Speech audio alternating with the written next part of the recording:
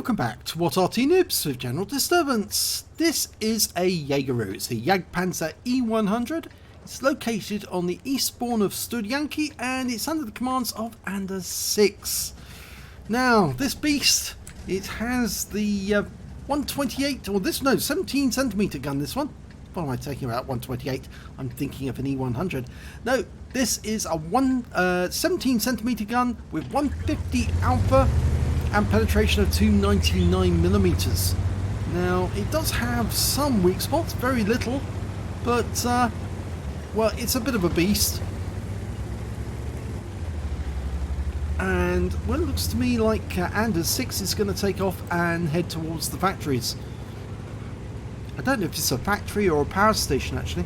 I always assumed with twin smokestacks like that it might be a power station.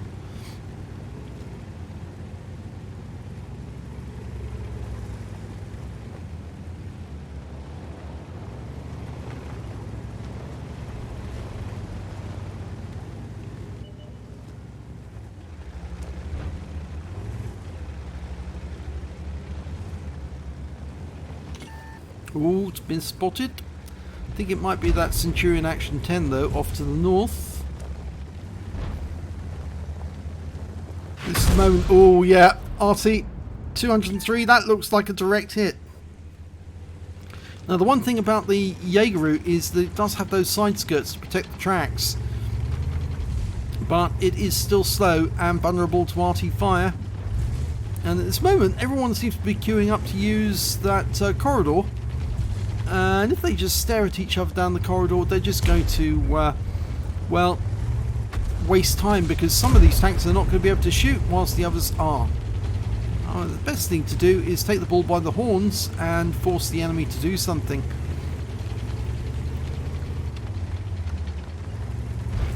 Okay, he's lining up his shots. Who's going to be the first victim? It looks like that M103, and he's got a standard AP round lined up ready to shoot. Remember, alpha damage 1050. The M103 doesn't want to expose, and this IS-4 doesn't want to surrender his firing position. So Anders 6 is having to sort of like maneuver into position. Note, the M103 is not going to come out from behind there. He knows that he will get absolutely, well, smacked in the face if he does come around the corner. So he's going to stay nice and secure.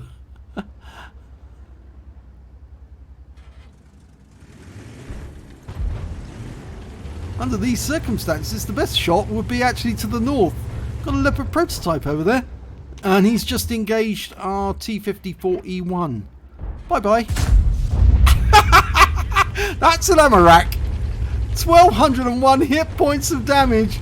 It must have gone straight through the side, connected with the shell, and blew him to pieces. But unfortunately, we've got another enemy over, and he's having to go at our T-54, so we're going to have to stop that. Almost loaded. Here we go. It never gets old, that. It really never gets old. 412 hit points from that one. And look at that. We've got some enemies who've come around the corner. Unfortunately, we're not loaded, so we can't do anything about it. And the 257 did manage to get a pen. The Jagdtiger wants in on it, and that's the tier 9 version with the 128mm gun. Here goes. And no, we don't get through the mouse, so we're going to have to seek cover. We're angling the armour a little, and he's just bounced one off us. He's actually got the 128. 490 is the block damage. No, he's turned his turret, but he's turned it over angled actually, so you can get a pen on that.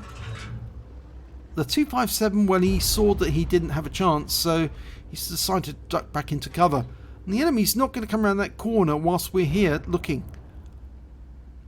Oh, he has come out. Just for another quick check. Probably go for the roof of his vehicle. See that little square patch on the roof? No, didn't work.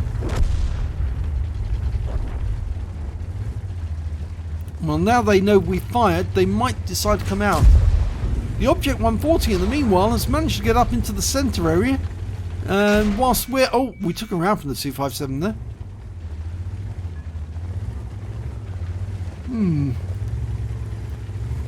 Jagdtiger's decided no, he's not going to get a chance, so he's decided to go elsewhere. The M103, well, he was poking that corner, thinking, can I get a chance? I think he's a bit embarrassed that he's not actually engaging with anyone here. We haven't got a clean shot there. It ricocheted off the sides, but the mouse, yes, we can get a shot on him.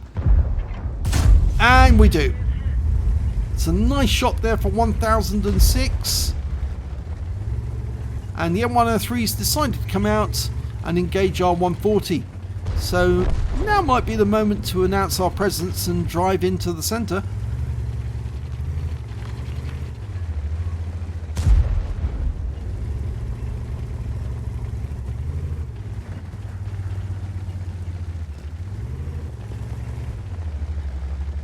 In fact, it looks to me like the tanks in the south are actually engaging these guys. Now they've gone into the middle. They can see them, they can spot them, and they're shooting at them. They soften them up enough, that means that Anders 6 can go into the middle and finish them off. I'm hoping that he's going to do that. I always remember that battle. It was a funny battle where Quickie Baby was in a melee in the town on highway, and a wild Jaeger went driving straight past him, and he did a double take. Oh, and Object 257, the Jaeger completely ignored him, which was very, very funny at the time. All he had to do was turn and shoot, and Quickie Baby would have been out the game. But it was a laugh at the time anyway. Okay, mouse. Is he going to turn his turret towards us? Yes, he does. And we get a nice 1060 hit points. He's down to a one shot now. And the M103's come around the corner. Jagdtiger finishes him off. So I think it's down to us to finish off the mouse. We're not loaded yet, but we will be momentarily. And the mouse goes back into cover. Right. And he's been killed, so we can deal with the 257 now. Come back here, you little varmint. I want a word with you.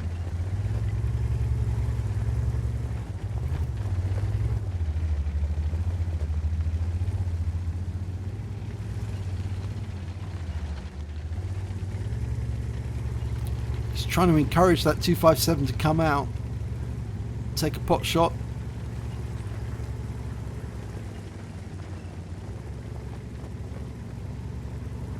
No, he's not. He's determined not to come out, that 257. He's gone around the other side.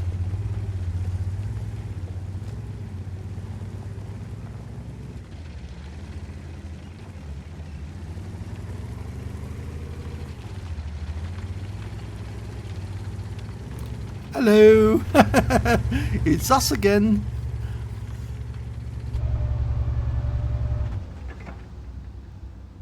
Yes! He showed us a flat plate just long enough, and Anders 6 put a round through it. So, only 4 enemies left. 3 Artys and 1 heavy tank. The heavy tank is a 4502B, which is no problem at all for a Jaeger. Mind you, Anders 6 doesn't have a lot of hit points left. He only has 174. I don't think that's going to slow him down in the slightest. 4502 is in the south, I believe, on the west side. Yes, he's been spotted. So we've got a long drive to find him. But in the meanwhile, we've got an Arty. It's the batch at 155.58, and we're waiting for the reload to complete. It's HE. Bye-bye. Saving himself a lot of credits by using the standard HE. Most effective against Arty, and the heavy tank, the 4502, has been killed. So there's only the Arty to kill, and the GW Tiger's been found, and he won't last very long. Yep, he's gone. So the last remaining enemy Arty is the M53, M55. And I have a suspicion that he's actually in grid square A1 or B2, or B1. Won't be a B2, no. If he's over here, he's hiding in the bushes at this moment, but he hasn't been firing. I don't think he wants to give away his position.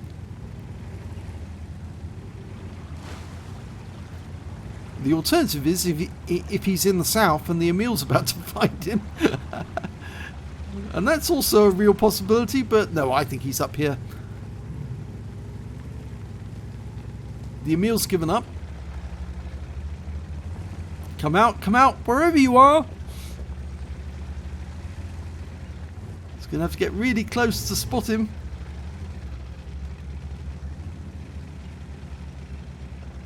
Oh, he's not here. Oh, I'm so disappointed. Which means he might be across the railway lines. And yes, he is. And now he's been spotted. He's moving as quickly as he can. He's lost virtually all his health. And this is going to be, yes, an easy kill. And that's a Pascucci's medal. And his 5th kill. Just one short of getting that top gun. 6 kills.